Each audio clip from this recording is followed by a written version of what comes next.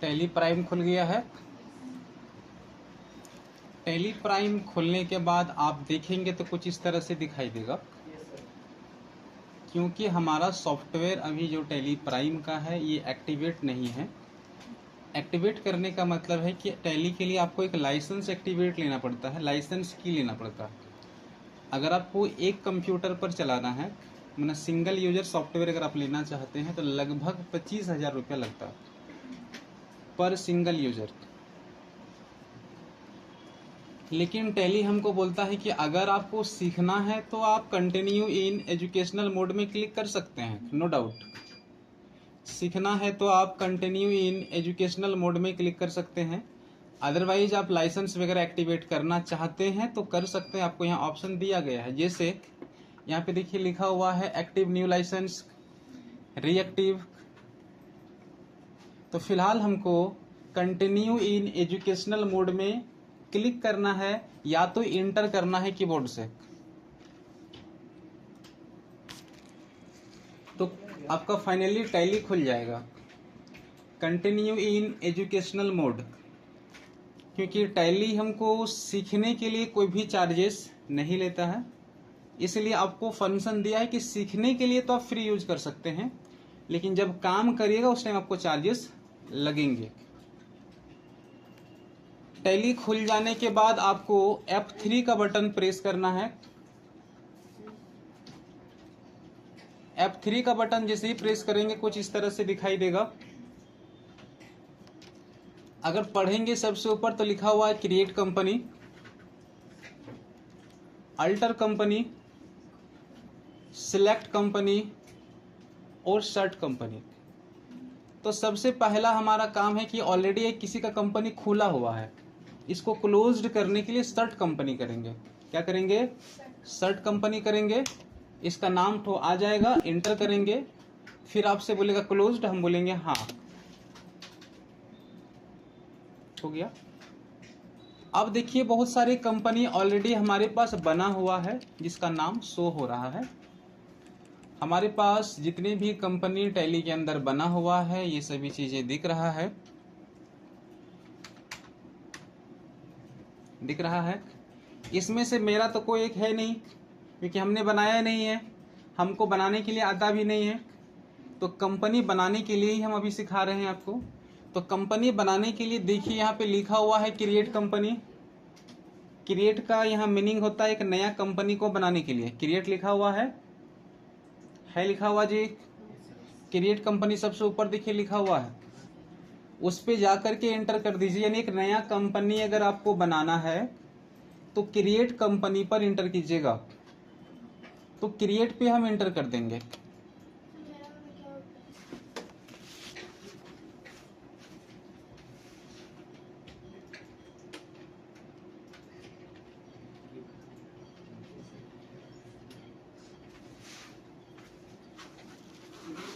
रुक जाइए आप।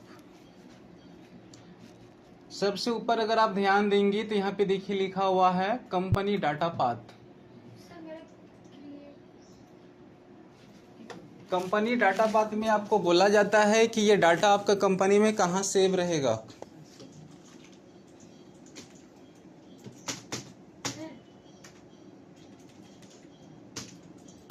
पहले एक बार देख लीजिए, हम फिर से रिपीट कर देंगे, ठीक है। जहां जहां किंतु परंतु है सब क्लियर हो जाएगा। फिलहाल सबसे ऊपर में आपसे पूछा गया है कंपनी डाटा पाथ। इसका मतलब होता है कि आपके कंप्यूटर सिस्टम पर आप जब टैली का एक कंपनी बनाइए तो कहीं ना कहीं सेव रहेगा ना। तो किस लोकेशन में रहेगा वो है कंपनी डाटा पाथ। उसको आप चाहे तो चेंज भी कर सकते हैं। देखिए इसमें बोला है कि सी ड्राइव के अंदर आपको यूजर के अंदर पब्लिक के अंदर टैली प्राइम, उसके अंदर डाटा, ठीक है। इसके अंदर जाकर के हम देख सकते हैं कि हमारा कंपनी का डाटा सेव कहाँ हुआ है। इसके बाद आपसे पूछा जाएगा बताइए आपका कंपनी का नाम क्या है, किस नाम से आप कंपनी को बनाना चाहते हैं। तो हमारा कंपनी का नाम जो है आपके हिसाब से जो है वो भर दीजिए। क्या भरना है? जैसे हम भर देते हैं रोशनी प्राइवेट लिमिटेड।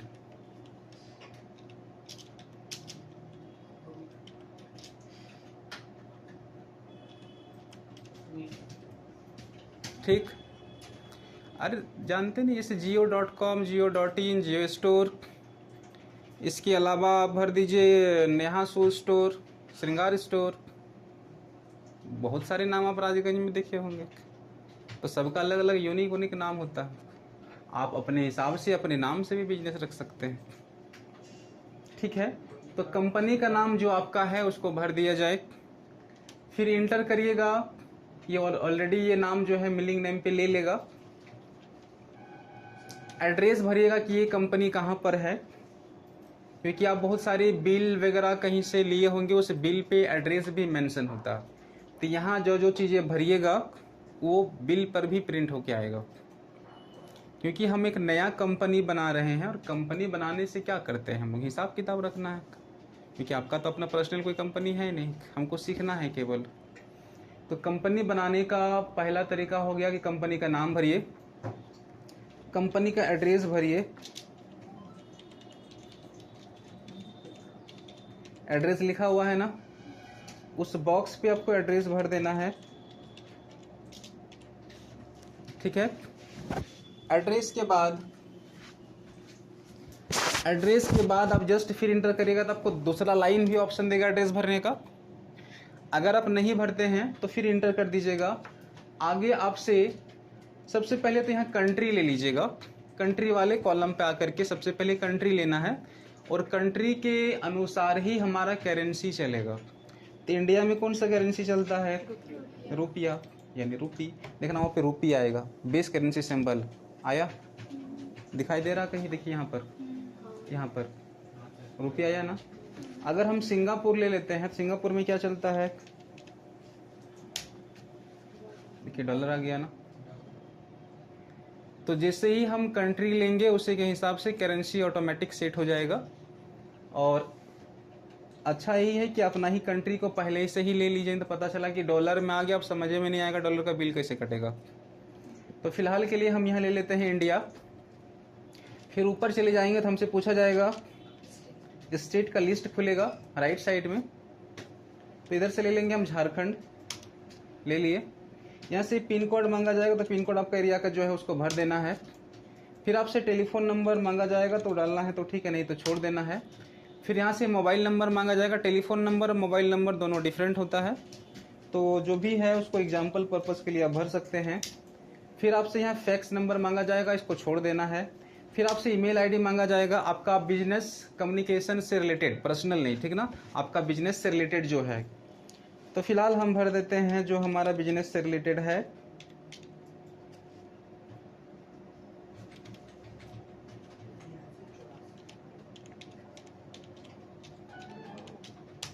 फिर आपसे अपना वेबसाइट का नाम पूछा जाएगा,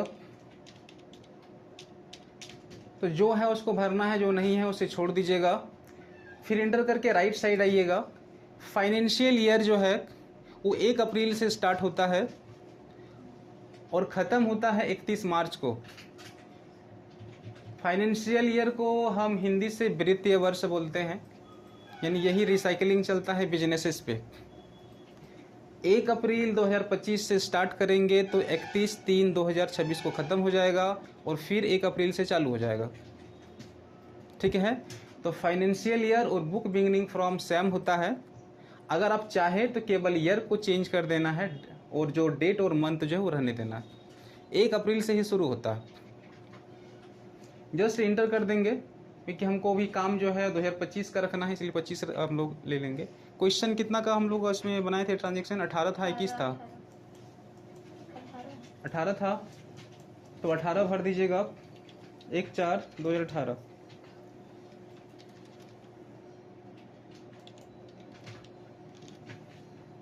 एंटर करिए, क्योंकि दोनों में तो सेम ही होगा, 1 अप्रैल 2018 और नीचे में भी 1 अप्रैल 2018। एंटर करेंगे। बेस करेंसी सिंबल हमारा जो वहाँ पे दिख रहा रूपी वही रहेगा, क्योंकि हम कंट्री इंडिया सेलेक्ट किए हैं। एंटर करेंगे। एक्सेप्ट मतलब सेव।